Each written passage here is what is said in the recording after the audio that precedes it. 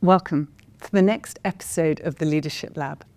I'm absolutely delighted to be joined today by Professor Hugh Brady, President of Imperial College London. Welcome. Thank you. We talk a lot with our scholars about leadership being a journey, not a destination. Where did it begin for you? Probably the first time I became aware of leadership was captaining the under-13s rugby team at my school. I'd say I didn't think about it until for another maybe 20 years until I became chair of medicine and head of the Department of Medicine at the University College Dublin. The in-between, I'm sure it was there in the subconscious, but certainly never overt. You've been the president of 3 universities, UCD, Bristol, and now Imperial. 3 arguably quite different institutions. What stands out for you in terms of the most significant differences? I think. You're right. They're very different, and of course, it's not just the character of the institutions, but the time at which you're leading them. So the contexts are also very different. And to be frank, if they weren't different, I'm sure I wouldn't have done 3 stints as university president. UCD was or is my alma mater, so it was a wonderful honour to be able to lead my university at that time.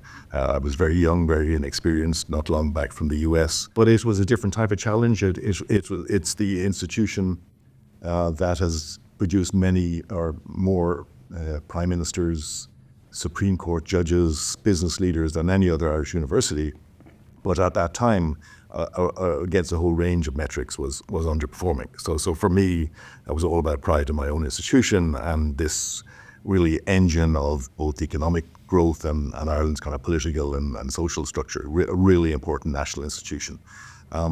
Bristol, quite different, a Russell Group university, very highly ranked, given that it's a regional university, and an opportunity to, I suppose, work with colleagues there to define how they had achieved that level of success, and then what would be its differentiator on the world stage over the next period. So that was the classic civic university, and a real honor, and then Imperial, which one of the world's greatest research-intensive universities, but with its own really distinct character, and particularly that focus on STEM and business. So this is what we call STEM B. And in a world where technology and science have never been more important. So the context, the characters of the institution important, and then the context important.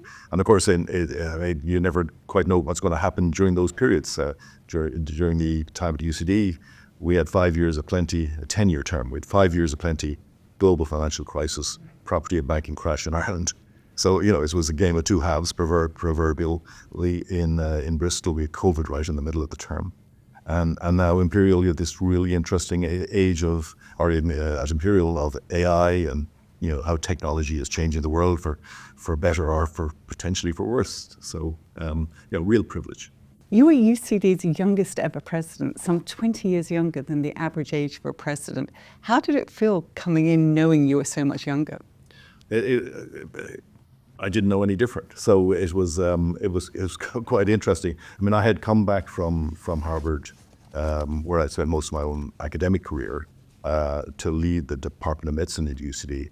And it was a really interesting time because the Irish-American philanthropist Chuck Feeney of Atlantic Philanthropies around that time had come to the Irish government and said, I will invest literally hundreds of millions to build up research in your universities, but I want you to match it, and I want certain rules of engagement around peer review, national and international collaboration, the impact of research and teaching. So a really transformative investment, and it was coincidence. So the president at the time said, Hugh, you're just back from North America. You should know how to put together big programs. Will you lead this initiative?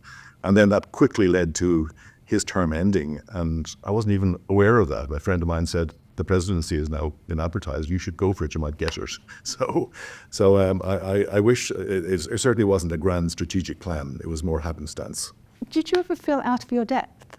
I think a little bit of imposter syndrome has always been there. In every job, I think that's a good thing. Probably drives you. It stops you becoming complacent.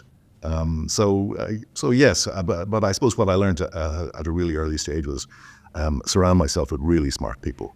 And I pride myself in doing that, and then helping people develop their full potential. I think it's around maybe 10 or 12 now of my direct reports have gone on to lead other universities around the world. So it's something I really enjoy, and hopefully compensates for any gaps in my armamentarium. The Chancellor of University of Toronto said to me that she thinks that's the most important thing for a leader to do, is to make superheroes of others. Yeah, I couldn't agree more. I couldn't, and it's it's fun. It's real fun to do it. There's great pride when you see them flourishing and thriving, and you're only as good as your team. So Yep. it's a necessity for good management. How has your view of what a university should be and do changed across your 3 presidencies? I wouldn't say it's changed, but I think if there's something maybe in the public discourse about universities, it's slightly irritating when you hear almost a university sector or all universities as being categorized almost or spoken about as being the same.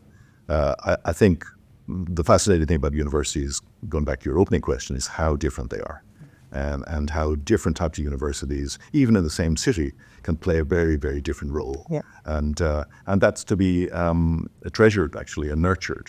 So when I talk to, whether it's policymakers or politicians, I always try to emphasize that diversity is a real strength in the university sector. And sameness can be quite problematic. And if you look at the best university sectors in the world, and the UK, right up there with the very best, I think that diversity has served the country so well, and should continue to do so. Looking back now, is there advice you would give your younger self, taking on that amazing leadership role? I would say I've probably become a better listener. I'm certainly more likely to seek out the contrarian view. I mean, I certainly, in terms of my management team, I appreciate the importance of surrounding myself with people who I regard much more smarter than I am and having a very diverse set of skills.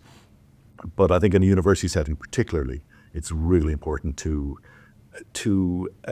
give people the confidence to give you the information you don't particularly want to hear, or at least that your team probably thinks you don't want to hear. Because the richness of university is, again, that diversity of thought, that diversity of backgrounds. That's what makes them special places. And contrarians have a real place to play in that environment. So I'd say of all things, it's to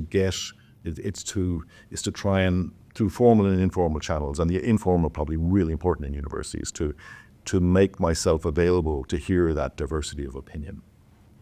Do you think, maybe particularly in the US, even more so than here, that diversity of thinking and contrarian views has the space it needs to flourish? Well, I think when we look at how the world has changed, particularly in the last few years, I think unfortunately in the US it's become more difficult probably for contrarians to be heard.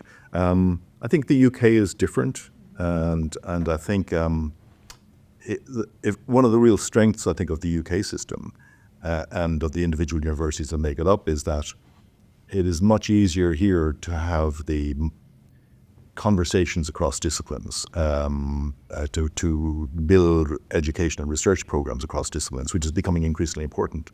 Whereas the US, because of the strength of the faculties, it tends to be more siloed. And it's a strength today we are building on in Imperial. I mean, this is a phenomenally, for whatever reason, it is a phenomenally collaborative, collegial institution, which fully appreciates the importance of real strength in the fundamental disciplines, but actually that so much of the game now is played at the interface of disciplines. And that's something we're pushing through our new strategy, which we entitled Science for Humanity, where so-called convergent science is really at the heart of it. And that involves people not just collaborating together across disciplines, but actually realizing that so many of the grand challenges facing humanity or our planet need actually new models of research. So it challenges colleagues from different disciplines to come together, learn each other's scientific and research languages, learn each other's models, but actually, in many cases, have to work together to design new models because the existing ones actually are not going to yield the solutions with the speed that we need them to. We're talking obviously because we have our undergraduate leadership and research scholarship program here at Imperial, which we're so excited about. A core tenet of that is our belief that people who are very good at research make good leaders and vice versa. How do you think your expertise in research has influenced your leadership style? And I should say, what a fantastic program. And it's such a privilege for us to be part of it. And if I was a young person again, wow, I mean, what a great opportunity I'd be applying. I think, if there's something about Imperial, we're very evidence-based. And I remember even at an early stage meeting our students' union sabbatical officers or the student union officers and trying to get a sense of how they did their business. Were they activist or, and they were really interesting. And they themselves said to me, look, we'd much prefer to provide you with an evidence-based paper as to why you should change X to Y rather than protests. We do protests occasionally, but actually we're evidence-based. And that's very much in the DNA of Imperial. People are willing to move to do different things, different directions, but they will challenge the motivation, they will challenge the rationale, and they'll look for the evidence that's going to work. In my case, I mean, I'm certainly very evidence-based, but maybe it's because of my medical background as a nephrologist, where you spend an awful lot of time in intensive care units dealing with very sick patients with incomplete data sets. That's probably added to my maybe leadership armamentarium to be able to lead, not just when the evidence is there, but actually to work with colleagues to make decisions based on the incomplete data sets or imagining a future, so we're an uncertain future. I think at the last count, only 17% of MPs have a STEM background. Why do you think that is? First, I mean, it's. I think there's a question mark as to whether that's high or low relative to other countries. I suspect it's quite good compared to the US. I suspect it is. Yes. Yeah. Yeah. Well, they probably tend to be lawyers. Yeah. Exactly. I think actually there are more lawyers than scientists in Congress. Interesting. Yeah. So I think probably because scientists and engineers and medics are, you enter those worlds to solve specific problems, and they're very exciting careers, and you're more linear or more focused on answering those, whereas perhaps other disciplines allow maybe more flexibility to even think about politics. I mean, certainly my experience, if I think of my science, engineering, and medical friends, very few of them ever even considered politics. I mean, they would think of alternative careers, be that commercial versus academic versus maybe regulatory or even journalism. But it is interesting how few choose the political route. Do you think the world would be in a better place if there were more politicians who understood research or had a science background? I think increasingly, and in fact, I mean, going back to our strategy, Science for Humanity. One of the major initiatives there is to develop what we're calling an Institute of Extended Learning. And what that is trying to fill a gap, which is at the interface between traditional continuing professional development, CPD, and executive education on the one hand, and STEM on the other, and science, technology, and engineering. Because increasingly we're seeing either industry leaders or senior civil servants, for example, coming to us and saying, look, my emerging leaders or my executive teams, they need to understand climate finance or engineering, biology or quantum or AI. Yeah.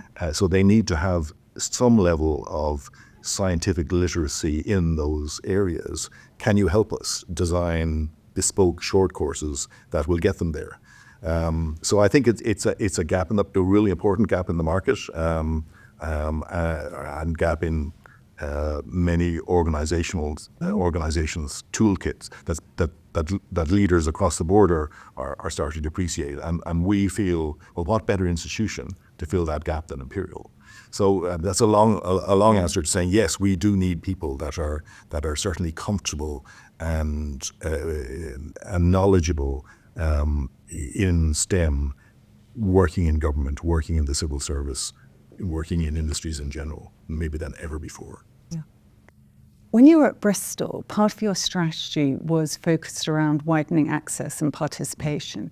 And I think you invested quite heavily in recruiting students from disadvantaged backgrounds. Why was that important? It was important because first I remember when we arrived and just looking when you just look at in a really open way at the numbers, there were very few, if any, young people from disadvantaged schools in the city coming to the university. I mean, actually from Bristol itself. From Bristol itself. Oh, wow. So it was quite stark, and so what we did was. And we spoke to the school principals, spoke to a lot of the stakeholders around the city, and it was really clear that they just, going by conventional GCSE and A-level results, they just weren't making the grades to get into the university if their potential was assessed in a conventional way. So what we did was, and again in discussion with the school principals particularly, we decided let's take a radical step. That wouldn't be without risk, but let's study it. And so what we did was establish the Bristol Scholars Programme, where basically we said to all of the schools in the city, we will give you up to 5 places at the university. We'll essentially divorce the assessment of potential from the traditional GCSE and A-levels, but we will work with you, the school principals, to identify the individuals who have the potential to thrive in our university, if prepared in the right way beforehand and if supported in the right way when they enter. So it certainly wasn't without risk. I remember my first 2 years, we took in about approximately 40 to 50 students each year. They and certainly I had colleagues who said, this is risky, this may backfire, you may be setting them up for failure. Certainly the initial analysis around the time when I was leaving was that they were performing as well or outperforming their middle class, colleagues or fellow students who had gone through the conventional, maybe educational route.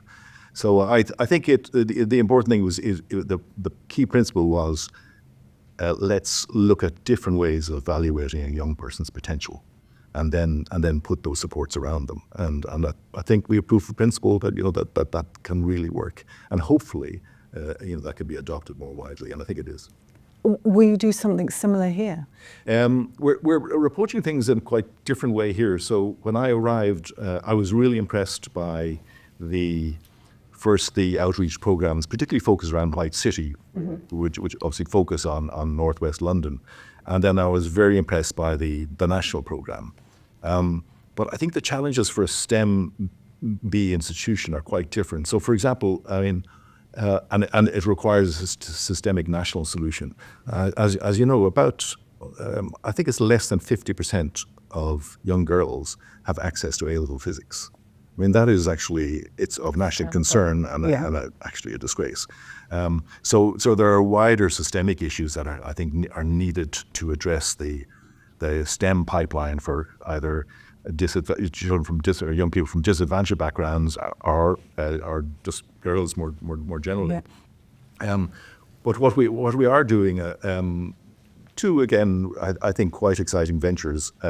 One is we've established a maths school in North London, which is looking to provide just a wider swathe of the population with access to A-level maths, but also to other science disciplines. So that's a new venture just started up, and I think very exciting. And the second thing we're doing is there are parts of the UK, for example, where there's a real skills gap when it comes to medicine. So GPs.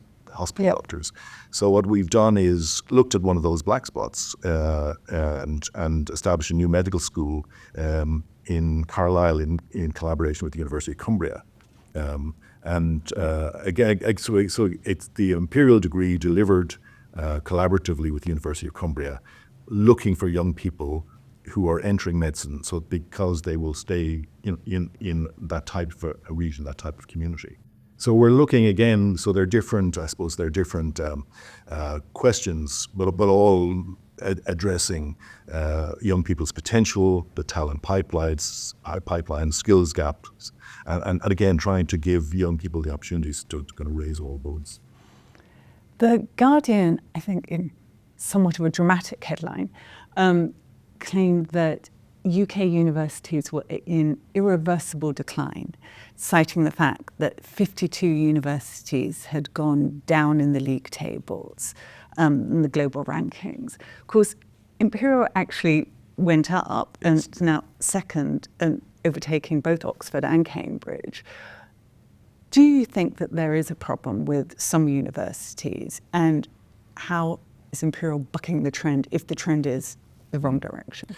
So there's undoubtedly a crisis in UK higher education, and predominantly to do with the funding model. So the reality is that for all universities, they lose maybe £3,000 to £4,000 for every UK student that they educate.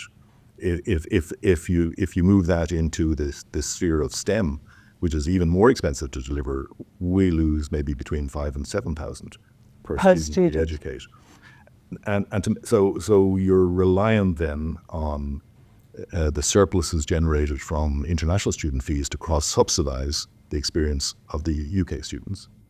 The same applies, unfortunately, on the research side. So for every for every pound of research we receive, we receive some what we call indirect costs to pay for the light and keeping the buildings going, without which you can't run your research programs.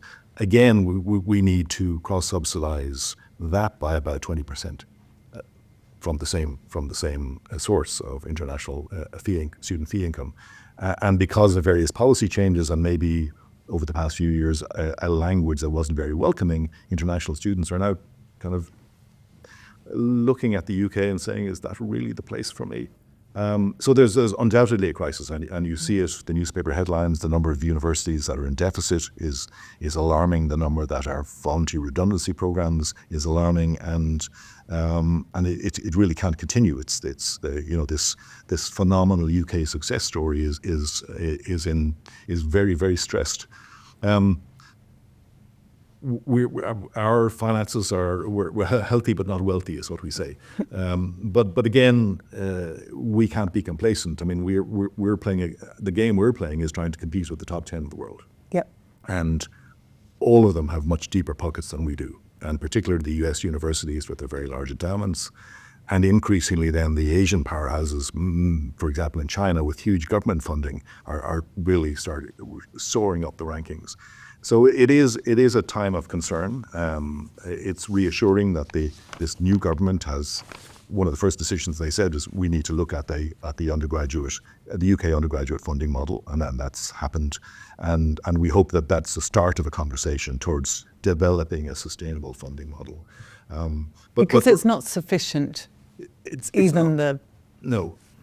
I mean, at the moment, to be frank about it, the model is flawed. That unless fixed, I cannot see how the UK universities will go anywhere but slipping down the rankings. And what would be the best way to fix it? I think it requires an honest, maybe national conversation around the quantum of funding it takes to provide an international, a world-class education to a UK student. And then it's a political decision as to where that money comes from. Does it come from a government grant? Does it come from tuition fees from the students? Is it a loan system? Is it a graduate tax? So I think that's a political decision, but I think what we really require is almost a cross-party kind of consensus to agree, one, the importance of the universities to the future economy, the future of the health service, and just to social cohesion within the UK. They are, the university sector is one of the great UK success stories, and let's keep it that way. But it is a deep pockets game. Funding is important, and then if you take it to, again, the competitive environment and competitive economic environment, we absolutely need the UK to raise its game in terms of competitiveness, productivity, and growth to create the tax revenues to allow us to fund the services we need over the next 10 years. So, so these are really important questions that government is now considering. We have the comprehensive spending review taking place. We have an industrial strategy that is pending. These are really important national conversations, and higher education and research has got to be central to all of them. You've always been a keen advocate for sustainability, and I think Bristol was the first university to declare climate crisis. And yet, in this economic climate, it's actually really difficult for universities to commit the funding to reach net zero and still give students the experience that they deserve. How do you balance those two things? I mean, so you're right. It is. We were very proud in Bristol that we were the first university to make that announcement. Sustainability is a topic that not only the university but the citizens of the city were incredibly passionate and are incredibly passionate about. I'd say no less so at Imperial, and so much so that when I arrived and when we were formulating the strategy for Imperial, if you look at that strategy, sustainable Imperial underpins everything. And what it has done is to prompt us maybe to take a much more joined up approach to how we address sustainability. But certainly not to shirk the responsibility. So there are tensions. As you know, to get to net zero, it's very expensive. But I know tomorrow if I said to our students or staff, I think we should maybe extend the period beyond 2040 or reduce the amount of money, they would not let that happen. So the institution is absolutely committed to reaching that net zero target. But the way we're approaching it is to take a whole Imperial approach. So we're looking to have all of our undergraduates being climate science literate when they graduate, and to be advocates for sustainability when they graduate. And I think every student feels really passionate about that and confident. We then, through our research, again, if the world is to address this existential threat, Imperial's got to be central to coming up with a solution. So I'm just so proud of the research that is coming out, everything from clean tech to the interface between climate and health, all the way through to climate finance. Every single department, every faculty I know has really important research programs on this issue. But all of that has to go hand in glove with us not just talking the talk but walking the walk. So we're also looking at how we run our own operations, how we run our own buildings. So again, we can make our Imperial contribution to that transition. So that joined up approach, I think, is certainly paying dividends. It's going to be, as you said, it's going to be very, very challenging. It is very, very expensive. I mean, for an institution like Imperial, I'm sure, talking between 700 million to $1 billion to get to net zero. And we're no different than most big complex institutions.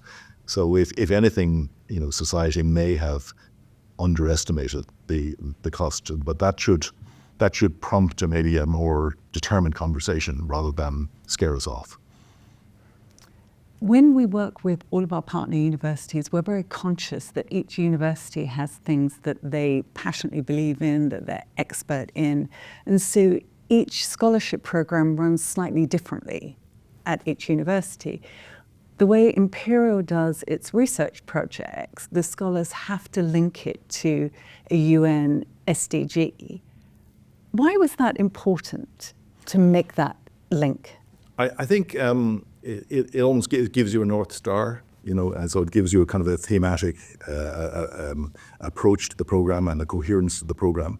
And then kind of going back to your previous question, so interesting that so many of the projects are on sustainability. Yeah. And again, that plays to both the passion of our students for the topic, but it also plays to Imperial's, problem solving is Imperial's DNA. This is one of the greatest international community of problem solvers. And they don't shy away from tackling big issues. And what bigger issue than sustainability, climate change, the transition to net zero. So I was delighted, I must say, when I looked at what the students were choosing as part of their experience. It wasn't a surprise, but actually maybe feel proud. You've obviously met a huge number of world leaders, including prime ministers. Who do you most admire and why? A really interesting question. I mean, I would think through my career, I mean, so yes, it's been a privilege to meet, I mean, the likes of, I mean, I remember spending a day with Bill Clinton because the Irish government funded a Clinton Institute for American Studies at UCD to honour his contribution to the peace process in Northern Ireland. And what an intellect. I mean, it was the most stimulating, inspiring and challenging day in many ways. So that was certainly really interesting insight into, you know, how some of the world's most famous leaders, you know, operate. But equally, I mean, if I go back to my own career, Professor Maurice Fitzgerald, who was a professor of medicine when I was a medical student, undoubtedly inspired me to pursue a career in academic medicine. So for me personally, that was leadership that changed my career. Barry Brenner was one of the world's top nephrologists. Sadly passed away very recently. You know, again, he was my academic department head in Boston. Undoubtedly, again, inspired me and guided me and nurtured my development. So I think, you know, we do tend, when we speak about leaders, to think about these world leaders, but actually I think probably as importantly are those leaders who influence us and assist us and support us and advise us during our own careers and during our own lives. Those collectively are as important. So I would have balanced the Clintons with the Fitzgeralds and the Brenners. You talked about them inspiring you. Inspiration is obviously a great leadership trait. What are other leadership traits that you think are important? Certainly teamwork, really important, going back to a topic we discussed earlier. I think increasingly, I mean, you know, leading an institution it's a lonely, kind of isolating place. But nor is it good to have a single person, leading in isolation. Again, going back to that, your leadership team or the leadership capacity within an institution is as strong as the team and the individuals and the diversity of thought that makes it up. I think resilience and determination are really important. You know, do the right thing. Don't be put off if things take a turn for the worst. Be just confident in what you're trying to achieve. Don't be afraid to change course. You know, if during your listening, if you think, maybe I didn't have that right, be willing to change direction. But I think that combination of teamwork, of determination and resilience, and then the flexibility and the humility to change course if it looks like that's the right thing to do. It's a tradition on the Leadership Lab that the last guest asks the next guest a question. So Debbie Prentice, the Vice-Chancellor of Cambridge, asks, why is this the best possible job for you to be doing right now? I think that's my colleagues. I mean, I enjoy it. I mean, what a privilege. It's an opportunity to, every year we graduate, somewhere between 5,000 and 7,000 students, future leaders, some of whom you're supporting so generously. I mean, what a privilege to be part of their formation. And similarly on the research side, I mean, the world is a marvelous place, but it is very challenging in so many ways. And again, I go back to that wonderful character of Imperial as it being this inspiring community of problem solvers who do not shy away from tackling the big challenges. So again, to have the reins of an institution, leading an institution that has so many of these bright minds is just inspiring. What would you like to ask the next guest? No, that's a really interesting one. Possibly, I'll cheat. Two questions. One, if they were to imagine their younger self and they had an opportunity to choose an alternative university course, what would that be? Something I often think about myself. But secondly, what's the single most important topic their institution, could focus on to really make a difference in the world? It's a fantastic questions. Hugh, thank you so much. It's been an absolute pleasure. Thank you.